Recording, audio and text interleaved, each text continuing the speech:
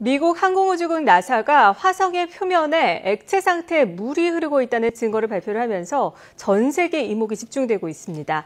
더불어 외계 생명체가 존재할 것인가에 대한 궁금증과 기대도 커졌는데요. 자세한 내용은 전문가와 함께 알아보도록 하겠습니다. 한국천문연구원 문홍규 박사 전화 연결되어 있습니다. 안녕하십니까? 네, 안녕하십니까?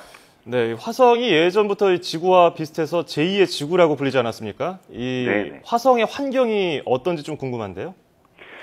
네, 먼저 우리가 숨 쉴 수 있는 공기를 가져나가 중요할 텐데요. 예. 지구 대기의 경우에는 질소가 대부분이고요. 산소도 한 21% 있습니다.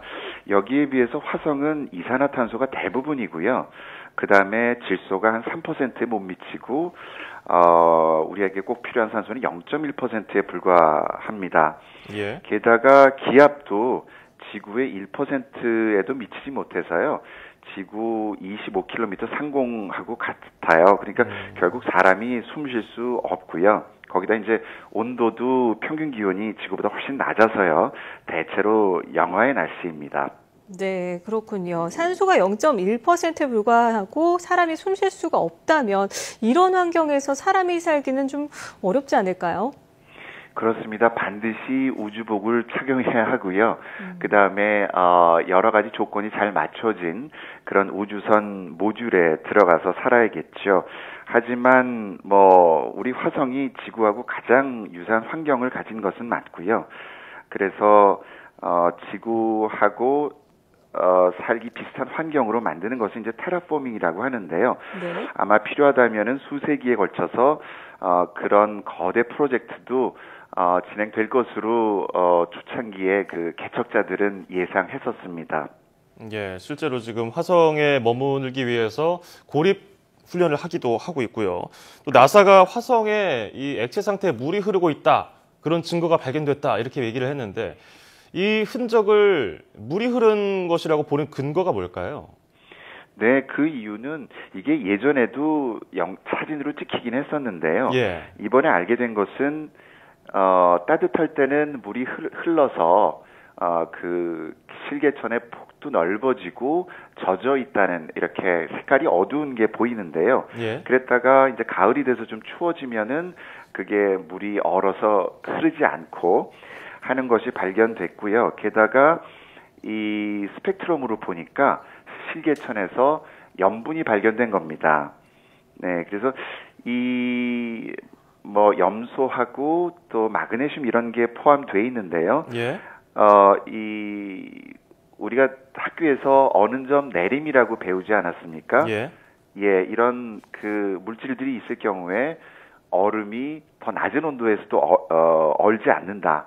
그래서 이런 원소들이 그 실개천에선 발견됐는데 주변 안반 지역에서는 보이지가 않았어요.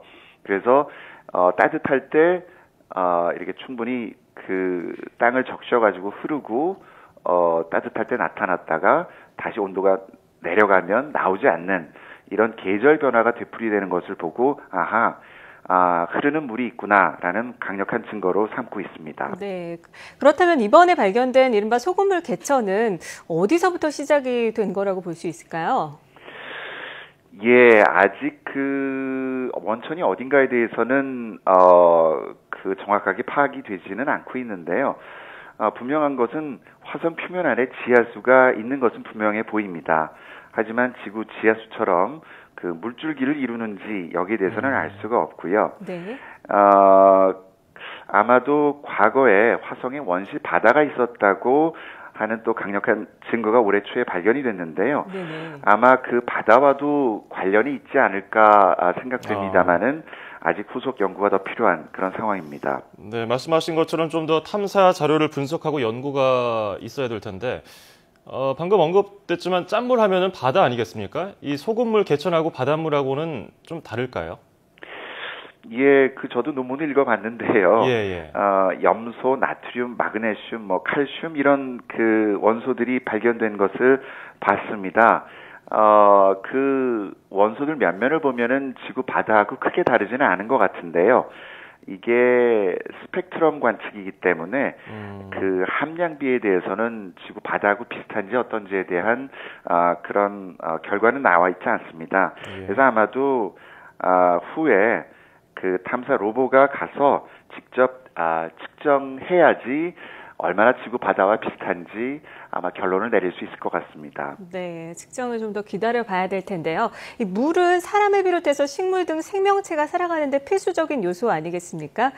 이 화성에 물이 있다면 생명체가 존재할 가능성이 큰 게 아닐까요? 예, 이게 참 그 조심스러워지는 부분입니다. 예. 우리가 아는 생명체 대부분은 이제 물을 이용해서 대사를 하고 있지 않습니까? 그래서 이 정도로 기온이 높아지고 액체 상태의 물이 있다면 그 생명이 태동하는데 그 충분 조건은 아니지만 필수 조건 중에 일부는 충족시키는 거죠.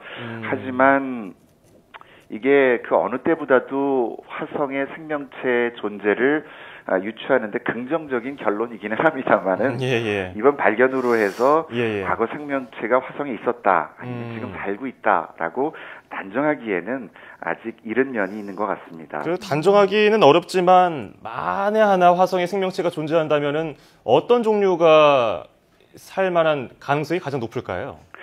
네, 저도 아주 궁금한데요. 예. 분명히 우리하고 통신을 하거나 대화를 하거나 또 우리를 침공할 만한 그런 발달된 고등 생명체는 아닐 것이고요. 예. 아마도 그 물이나 그런 토양에서 간신히 추출해가지고 전자현미경으로 봐야지 예. 존재를 알 수 있을 정도의 그런 작은 아마 박테리아나 나노박테리아급이 이지 않을까라고 조심스럽게 말씀드립니다. 네, 그렇군요. 그렇다면은 계속해서 좀 나오고 있는 질문인데 더 나아가서 앞으로 지구인의 화성 이주가 가능하다고 보십니까?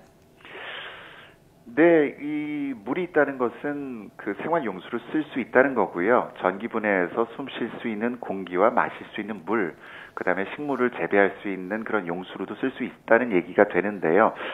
지금 나사나 유럽 우주국에서 진행 중인 그런 프로젝트들도 민간 기업들과 같이 이제 추진이 되고 있는데요. 아마 그런 인류의 화성 이주를 염두에 두고 그걸 실현시키기 위해서 하는 그런 준비 단계인 걸로 알고 있습니다. 예. 그래서 저는 개인적으로 가능하다고 보고 있습니다. 자, 지금까지는 이 추측에 가까운 답변을 저희가 부탁을 드려가지고 좀 어려운 질문들이었는데, 자, 나사의 이번 발표가 이 화성 탐사에 좀 더 힘을 실어줄 것이다. 여기에 연구비가 더 투자될 것이다. 이런 관측이 나오고 있는데, 현재 예정돼 있는 화성 탐사 계획은 또 뭐가 있습니까?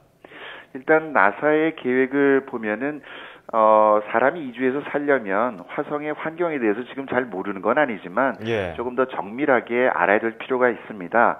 그래서 내년에는 인사이트라고 하는 미션을 보내는데요. 네네. 여기에는 화성에 지금 지진이 일어나는지 지진계를 설치한 적이 없고요. 그다음에 지하에 열이 아직도 흐르고 있는지 이것도 이제 인류가 정착해서 사는데 중요한 정보가 될 텐데요. 이런 화성의 환경하고 내부 구조를 연구하기 위한 그런 우주선을 보낼 계획으로 있고요.